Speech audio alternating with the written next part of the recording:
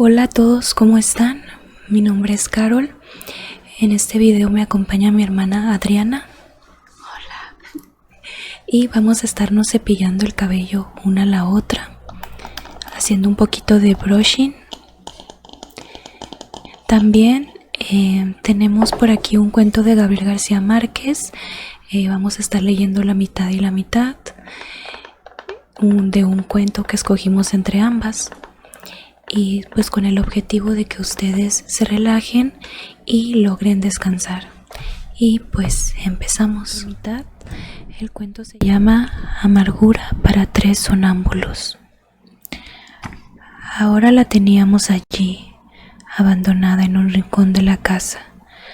Alguien nos dijo antes que trajéramos sus cosas, su ropa olorosa a madera reciente, sus zapatos sin peso para el barro, que no podía acostumbrarse a aquella vida lenta, sin sabores dulces, sin otro atractivo que esa dura soledad de cal y canto, siempre apretada a sus espaldas. Alguien nos dijo, y había pasado mucho tiempo antes que lo recordáramos, que ella también había tenido una infancia. Quizá no lo creíamos entonces, pero ahora, viéndola sentada en el rincón, con los ojos asombrados y un dedo puesto sobre los labios, tal vez aceptábamos que una vez tuvo una infancia, que alguna vez tuvo el tacto sensible a la frescura anticipada de la lluvia y que soportó siempre de perfil a su cuerpo una sombra inesperada.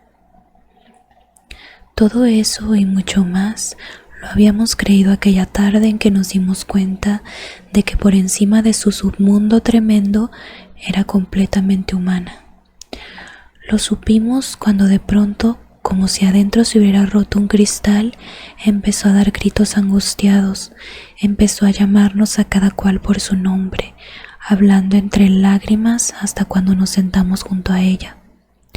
Nos pusimos a cantar y a batir palmas como si nuestra gritería pudiera soldar los cristales esparcidos. Solo entonces pudimos creer que alguna vez tuvo una infancia. Fue como si sus gritos se parecieran en algo a una revelación, como si tuvieran mucho de árbol recordado y río profundo. Cuando se incorporó, se inclinó un poco hacia adelante y todavía sin cubrirse la cara con el delantal, todavía sin sonarse la nariz y todavía con lágrimas nos dijo: «No volveré a sonreír». Salimos al patio los tres sin hablar. ¿Acaso creíamos llevar pensamientos comunes? Tal vez pensamos que no sería lo mejor encender las luces de la casa. Ella deseaba estar sola, quizá, sentada en el rincón sombrío, tejiendo la trenza final que parecía ser lo único que sobreviviría de su tránsito hacia la bestia. Que sobreviviría de su tránsito hacia la bestia. Afuera en el patio, sumergidos en el profundo vaho de los insectos, nos sentamos a pensar en ella. Lo habíamos hecho otras veces.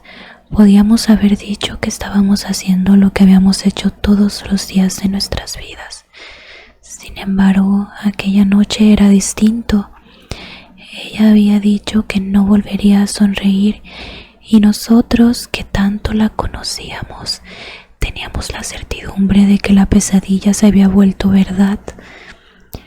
Sentados en un triángulo, la imaginábamos allá adentro, abstracta, incapacitada, hasta para escuchar los innumerables relojes que medían el ritmo marcado y minucioso en que se iba convirtiendo en polvo.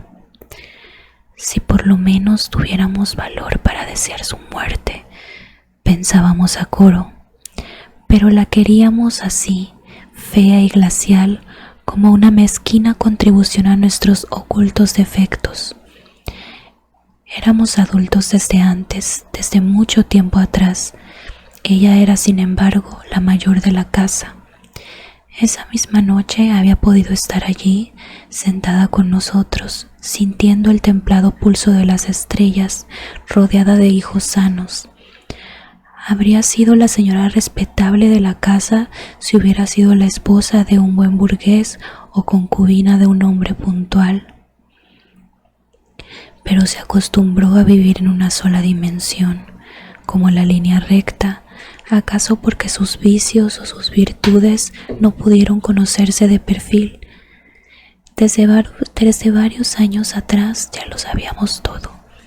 Ni siquiera nos sorprendimos una mañana después de levantados cuando la encontramos boca abajo en el patio, mordiendo la tierra en una dura actitud estática.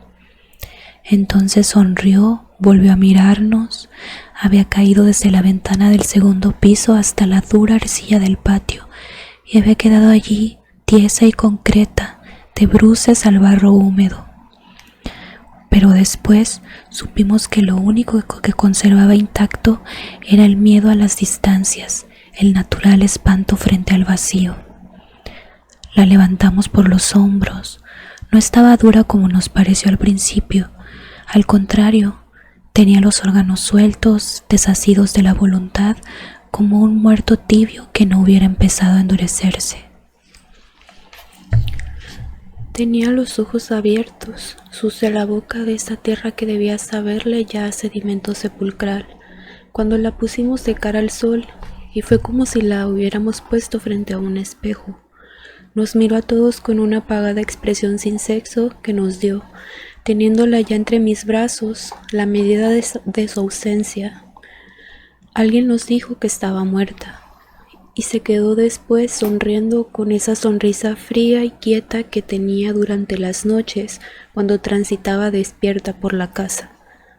Dijo que no sabía cómo llegó hasta el patio, dijo que había sentido mucho calor, que estuvo oyendo un grillo penetrante, agudo, que parecía, así lo dijo, dispuesto a tumbar la pared de su cuarto, y que ella se había puesto a recordar las oraciones del domingo con la mejilla apretada al piso de cemento. Sabíamos, sin embargo, que no podía recordar ninguna oración, como supimos después que había perdido la noción del tiempo, cuando dijo que se había dormido sosteniendo por dentro la pared que el grillo estaba empujando desde afuera, y que estaba completamente dormida cuando alguien, cogiéndola por los hombros, apartó la pared y la puso a ella de cara al sol. Aquella noche sabíamos, sentados en el patio, que no volvería a sonreír. Quizás nos dolió anticipadamente su seriedad inexpresiva, su oscuro y voluntarioso vivir arrinconado. Nos dolía hondamente como nos dolía el día que la vimos sentarse en el rincón, a donde ahora estaba, y le oímos decir que no volvería a deambular por la casa. Al principio no pudimos creerla. La habíamos visto durante meses enteros transitando por los cuartos a cualquier hora, con la cabeza dura y los hombros caídos, sin detenerse, sin fatigarse nunca. De noche oíamos su rumor corporal denso, moviéndose entre dos oscuridades, y quizá nos quedamos muchas veces despiertos en la cama, oyendo su sigiloso andar, siguiéndola con el oído por toda la casa. Una vez nos dijo que había visto el grillo dentro de la luna del espejo, hundido, sumergido en la sólida transparencia, y que había atravesado la superficie de cristal para alcanzarlo. No supimos en realidad lo que quería decirnos, pero todos pudimos comprobar que tenía la ropa mojada, pegada al cuerpo, como si acabara de salir de un estanque. Si pretender explicarnos el fenómeno, resolvimos acabar con los insectos de la casa, destruir los objetos que lo obsesionaban. Hicimos limpiar las paredes, ordenamos cortar los arbustos del patio, y fue como si hubiéramos limpiado de pequeñas basuras el silencio de la noche.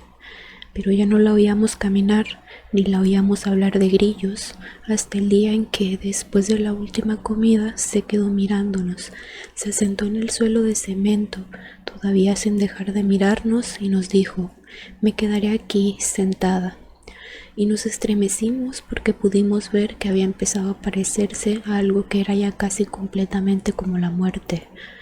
De eso hacía ya mucho tiempo, y hasta nos habíamos acostumbrado a verla allí, sentada, con la trenza siempre a medio tejer, como si se hubiera disuelto en su soledad y hubiera predicho aunque se le estuviera viendo la facultad natural de estar presente. Por eso ahora sabíamos que no volvería a sonreír, porque lo había dicho en la misma forma convencida y segura en que una vez nos dijo que no volvería a caminar. Era como si tuviéramos la certidumbre de que más tarde nos diría, no volveré a ver, o quizá no volveré a oír, y supiéramos que era lo suficientemente humana para ir eliminando a voluntad sus funciones vitales, y que espontáneamente se iría acabando sentido a sentido hasta el día en que la encontráramos recostada a la pared, como si se hubiera dormido por primera vez en su vida. Quizá faltaba mucho tiempo para eso, pero los tres sentados en el patio habríamos deseado aquella noche sentir su llanto afilado y repentino, de cristal roto, al menos para hacernos la ilusión de que habría nacido una niña dentro de la casa, para creer que había nacido nueva. Eso es todo por el video. Esperamos que les haya gustado. Gracias por acompañarnos, gracias por escuchar.